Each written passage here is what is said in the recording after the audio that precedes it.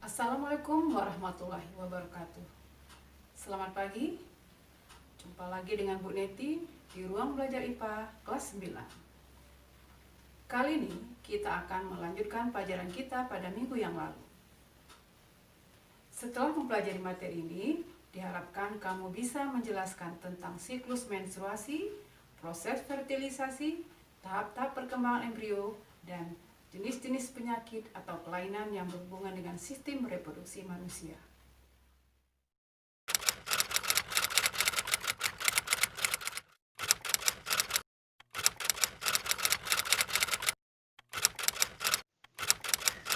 Siklus menstruasi.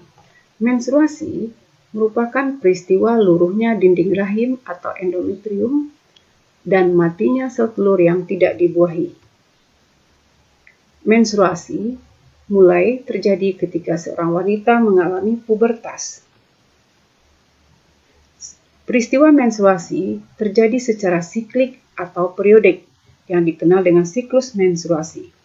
Pada umumnya, satu siklus menstruasi berlangsung selama 28 hari. Akan tetapi, ada perempuan yang mengalami siklus menstruasi lebih pendek atau lebih panjang. Seorang perempuan yang mengalami siklus menstruasi pendek, siklus akan berlangsung lebih kurang 18 hari. Dan seorang perempuan yang mengalami siklus menstruasi panjang, siklus akan berlangsung selama lebih kurang 40 hari. Siklus menstruasi terjadi sekitar 5-7 hari. Selama menstruasi, dinding uterus luruh atau robek dan keluar darah melalui vagina.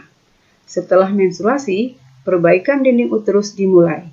Dinding uterus menjadi tebal, berbusa, dan penuh dengan pembuluh darah.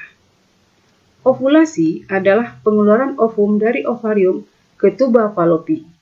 Ini terjadi antara hari ke-13 dan hari ke-15. Jika ovum dibuahi, zigot akan terbentuk dan berkembang menjadi embrio yang akan membenamkan dirinya di dalam dinding rahim. Dinding rahim menebal dan melindungi embrio. Menstruasi berhenti selama kehamilan dan akan berlangsung lagi setelah bayi dilahirkan. Jika ovum tidak dibuahi, dinding uterus akan robek. Dinding uterus akan luruh bersamaan dengan darah dan ovum yang tidak dibuahi melalui vagina. Menstruasi dimulai lagi untuk siklus menstruasi dapat dibagi menjadi beberapa fase. Perhatikan gambar grafik berikut ini. Pada grafik terdapat 3 perkembangan siklus. Yang pertama adalah perkembangan siklus uterus, yang kedua adalah perkembangan siklus ovarium, yang ketiga adalah perkembangan hormon. Kita mulai dengan fase yang pertama, yaitu fase menstruasi. Ya, ini adalah fase menstruasi. Fase menstruasi terjadi pada hari pertama sampai hari ke-5. Pada fase ini terjadi peluruhan dinding rahim. Luruhnya dinding rahim diakibatkan karena produksi hormon estrogen dan progesteron terhenti, di mana hormon estrogen ini warna oranye dan kemudian progesteron ini warna biru. Di sini hormon estrogen dan progesteron terhenti. Kemudian, hormon FSH atau follicle stimulating hormone memicu berkembangnya folikel di dalam ovarium. FSH ini dihasilkan oleh kelenjar pituitari atau hipofisis. Kemudian dilanjutkan dengan fase kedua, yaitu fase praovulasi atau fase proliferasi. Pada fase proliferasi terjadi peningkatan jumlah hormon estrogen dan progesteron. Meningkatnya jumlah hormon estrogen dan progesteron terjadi karena berkembangnya folikel di dalam ovarium. Hormon estrogen dan progesteron memicu penebalan dinding rahim. Pada saat ini, dinding rahim sedang mengalami fase proliferasi. Tujuan dari menebalnya dinding rahim adalah untuk mempersiapkan tempat melekatnya embrio apabila sel telur dibuahi oleh sel sperma. Selain itu,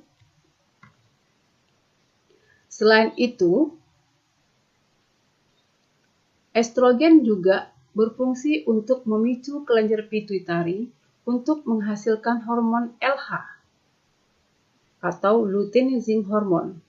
Hormon LH diproduksi sehingga terjadi peningkatan kadar hormon LH.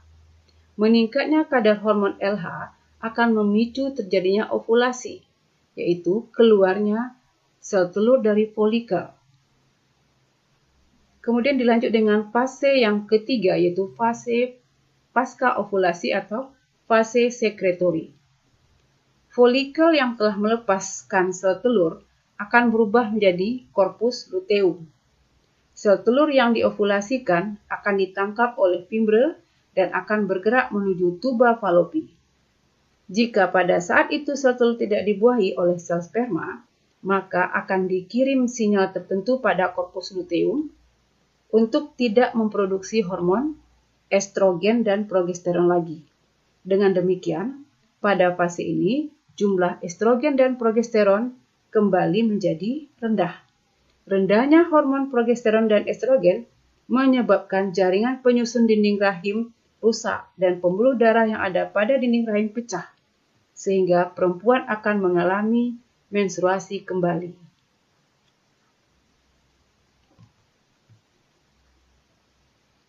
Adapun hormon yang berperan pada siklus menstruasi ini, yang pertama adalah untuk fase menstruasi, itu terjadi peningkatan hormon estrogen, penurunan hormon estrogen dan progesteron, atau hormon estrogen dan progesteronnya terhenti. Kemudian hormon FSH memicu berkembangnya folikel dalam ovarium. Kemudian fase proliferasi, hormon estrogen dan progesteron memicu penebalan dinding rahim. Tujuannya untuk mempersiapkan tempat melekatnya embrio jika terjadi pembuahan. Kemudian estrogen juga memicu kelenjar pituitari untuk menghasilkan hormon FSH dan LH, di mana LH berfungsi untuk merangsang terjadinya proses ovulasi. Kemudian fase yang ketiga, fase sekretori, yaitu folikel yang telah melepaskan sel telur berubah menjadi korpus luteum. Jika tidak terjadi pembuahan, maka korpus luteum tidak memproduksi estrogen dan progesteron, sehingga jumlah kedua hormon ini rendah yang berakibat rusaknya jaringan penyusun dinding rahim sehingga terjadi menstruasi atau proses pembuahan. Fertilisasi adalah proses peleburan antara satu sel sperma dengan satu sel telur yang sudah matang.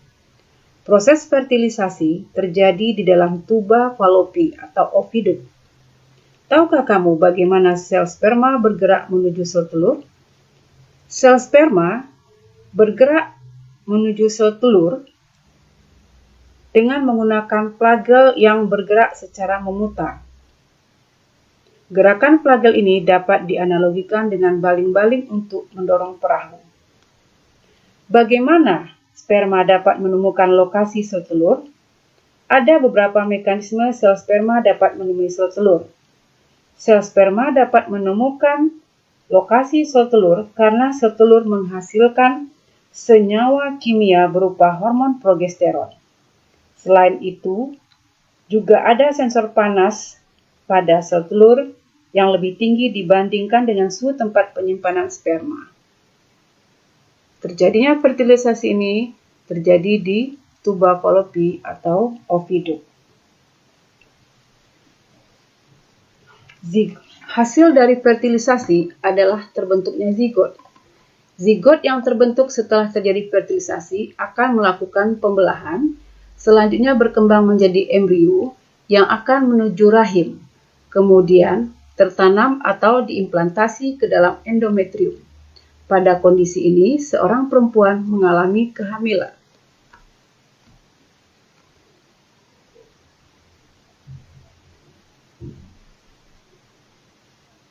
Setelah zigot terbentuk, zigot langsung membelah diri menjadi 2, 4, 8, 16, dan seterusnya. Dalam waktu bersamaan, dinding rahim menebal, penuh dengan pembuluh darah, siap menerima zigot. Zigot menempel pada dinding rahim untuk berkembang, dan zigot berubah menjadi embrio. Terbentuk plasenta dan tali pusat sebagai penghubung antara embrio dengan ibunya. Embrio dikelilingi cairan amnion untuk melindungi dari bahaya benturan. Usia 4 minggu, embrio mulai membentuk mata, tangan, dan kaki. Usia 6 minggu, embrio berukuran 1,5 cm. Otak, mata, telinga, dan jantung sudah berkembang.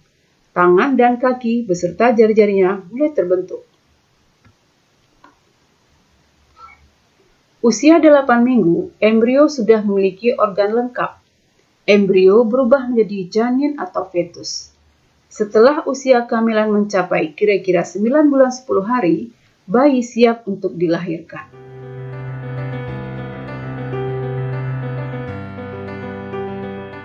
Sel telur keluar dari ovarium, ditangkap Fimbriae, kemudian memasuki tuba Fallopi.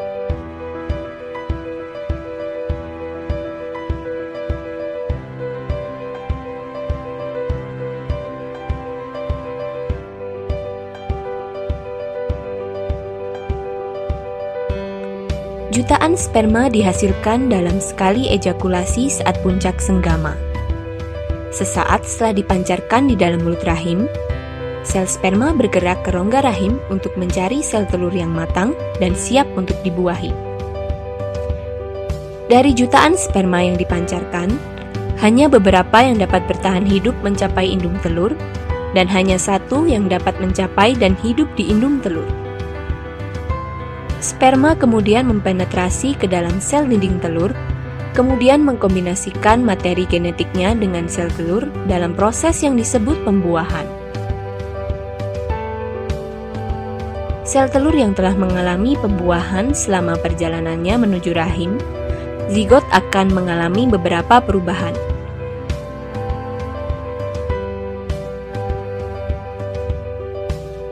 Di rahim, zigot akan menempel di dalam dinding rahim, dan disinilah zigot akan berkembang menjadi embrio dan akhirnya akan menjadi janin. Tumbuh dan berkembang menjadi embrio. Di dalam rahim, embrio mendapat makanan dari tubuh induk melalui plasenta atau ari-ari. Masa embrio atau masa kehamilan manusia sekitar 9 bulan 10 hari. Bila bayi sudah siap dilahirkan, otot-otot pada rahim berkontraksi secara teratur dan mendorong bayi keluar dari rahim melalui vagina. Embrio di dalam rahim dilindungi selaput pembungkus yaitu amnion, korion, kantong kuning telur atau saccus vitellinus, dan allantois. 1. Amnion merupakan membran yang langsung melingkupi embrio dalam satu ruang yang berisi cairan amnion atau ketuban. Cairan ini berfungsi untuk menjaga embrio agar dapat bergerak bebas, melindungi embrio dari perubahan suhu yang drastis serta guncangan dari luar. 2. Korion merupakan membran terluar yang melingkupi embrio. Korion membentuk fili korion atau jonjot di dalam endometrium yang berisi pembuluh darah yang berhubungan dengan peredaran darah ibunya melalui plasenta. Jadi, plasenta merupakan penghubung antara embrio dan jaringan ibunya, di mana plasenta mampu mengalirkan oksigen dan zat-zat makanan dari ibu ke embrio serta mengalirkan sisa-sisa metabolisme dari embrio ke peredaran darah ibunya. 3. Kantong kuning telur atau saccus vitellinus yang terletak di antara amnion dan plasenta merupakan membran berbentuk kantung yang merupakan tempat pembentukan sel-sel dan pembuluh-pembuluh darah pertama embrio. 4.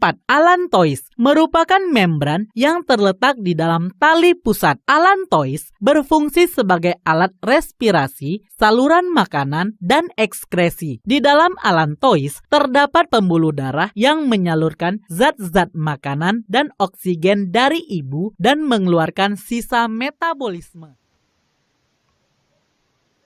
Kelainan atau penyakit sistem reproduksi pada manusia. Yang pertama adalah gonorea. Disebabkan oleh bakteri Neisseria gonorrhea. Herpes disebabkan oleh virus herpes simplex genital. Keputihan ini disebabkan oleh infeksi jamur Candida albicans. bakteri Gardnerella, dan protozoa Trichomonas vaginalis. Sifilis atau kencing nanah disebabkan oleh bakteri Treponema pallidum. Vaginistis disebabkan oleh infeksi vagina oleh jamur. AIDS atau Acquired Immunodeficiency Syndrome disebabkan oleh virus HIV. Kanker serviks disebabkan oleh virus HPV, Human Papilloma Virus. Kutu kelamin disebabkan oleh kutu. Chlamydiasis disebabkan oleh jamur chlamydia. Bagaimana anak-anak ibu semua? Sudah paham dengan materi yang sudah ditayangkan tadi? Ya, mudah-mudahan kamu dapat memahaminya sehingga kamu dapat mengerti dan menjaga serta memelihara organ reproduksi kita masing-masing, dan kita bisa juga menjaga dari hal-hal yang tidak kita inginkan. Demikianlah pelajaran kita hari ini. Jangan lupa ulangi lagi pelajarannya di rumah, dan kita akan lanjutkan pada pertemuan berikutnya.